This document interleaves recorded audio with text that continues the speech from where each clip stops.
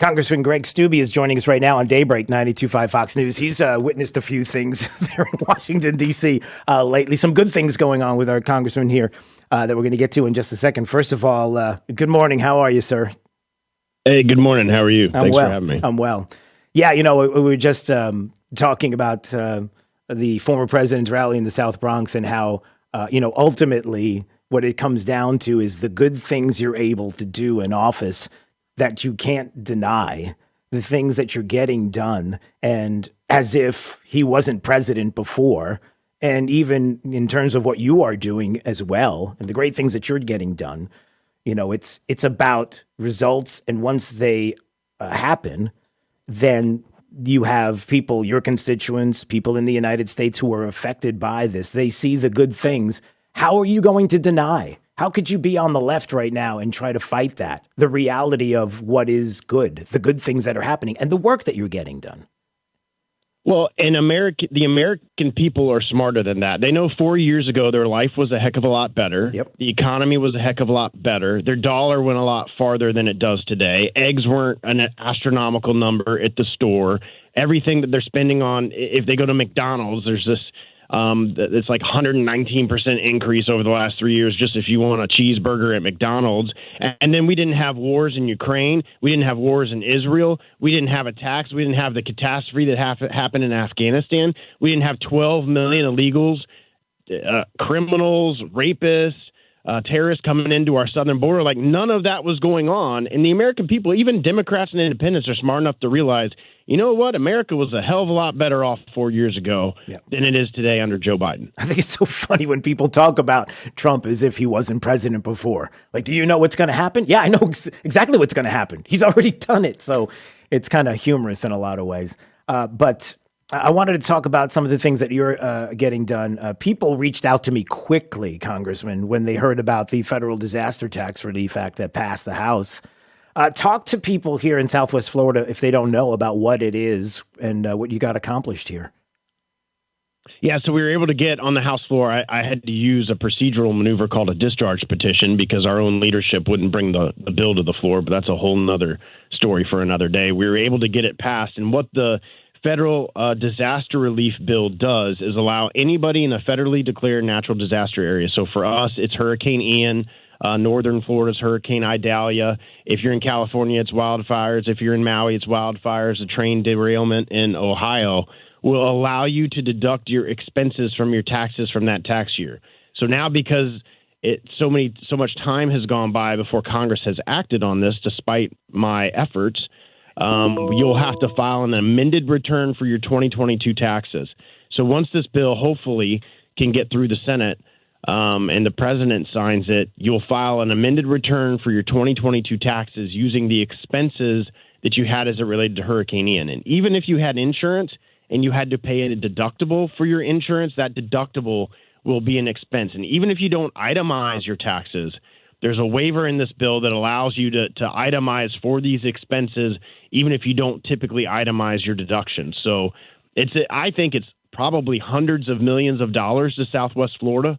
I mean, the Hurricane Ian was the third or second most costliest hurricane in United States history. And for every American, every resident to be able to deduct their expenses on their taxes is going to be, I think it's the least we can do in Congress without a supplemental to try to help people out and get back on their feet. And so have you heard anything about the Senate and what they're thinking right now? I mean, here you got a standalone bill. Here it is. It's pretty straightforward. I would imagine that it should be okay there, although, we always worry. But have you heard anything? Yeah, here's the challenge. So Senator Scott is going to do what's called an unanimous consent order on the Senate side. Well, a single senator can object. And this disaster piece was part of an overall tax package that the House passed earlier in the year. I was able to get it in the tax package. Well, right. The tax package is stalled in the Senate because they don't have 60 votes. So I've plucked this out to try to get this passed just by itself.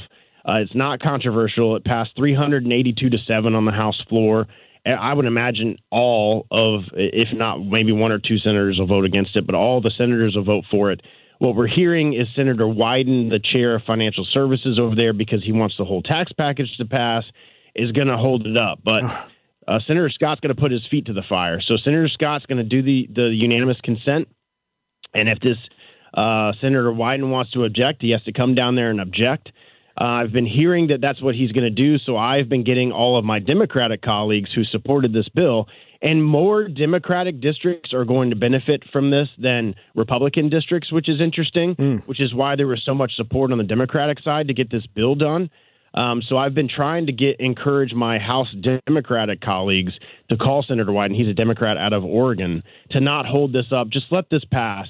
If the tax package is going to pass at some point, well, then that's fine. This is such a small piece of the tax package and means so much to the American people that have been suffered from a disaster. It's 47 different states that are affected, all over the country, from tornadoes to hurricanes to wildfires. And we haven't had this since 2020. So think of all the disasters that we've had since 2020 to now over the last 4 years. And this bill will encapsulate everything from the day the president signs it. So if we get hit by another hurricane the next month, that'll be included if he hasn't signed the bill yet. But I would encourage any of your listeners to reach out to Senator Wyden's office and encourage him to not hold this up. Senator Scott is going to call this up. I'm hearing.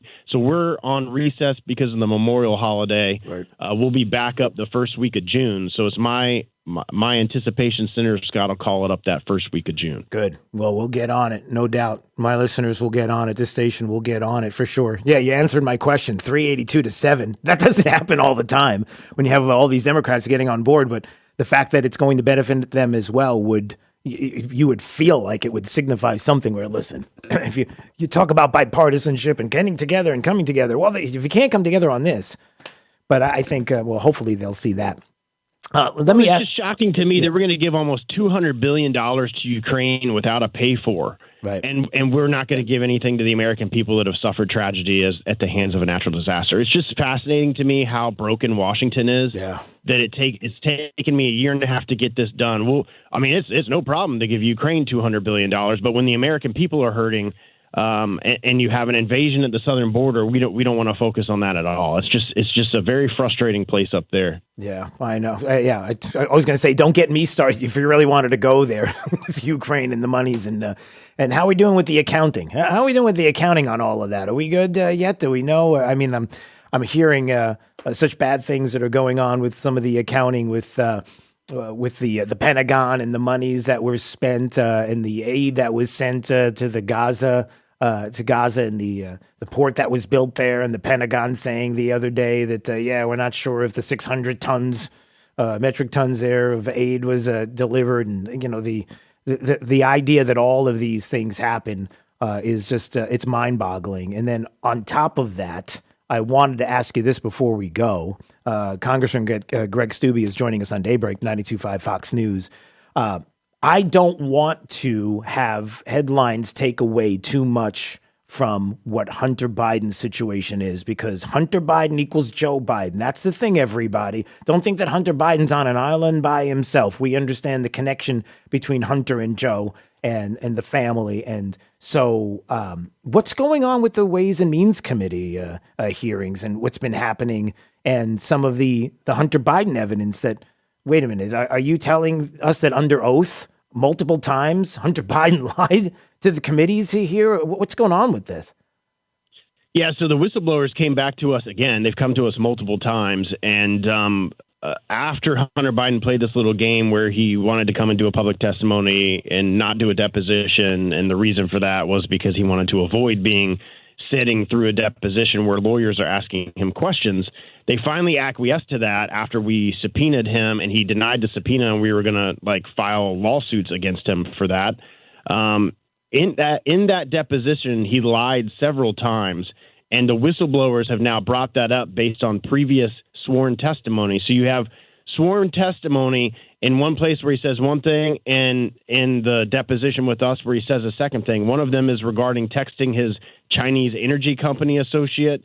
I sent a text to the wrong Zhao. His visa involvement, I'd never pick up the phone and call anybody for a visa. We know for a fact with the evidence he absolutely did that.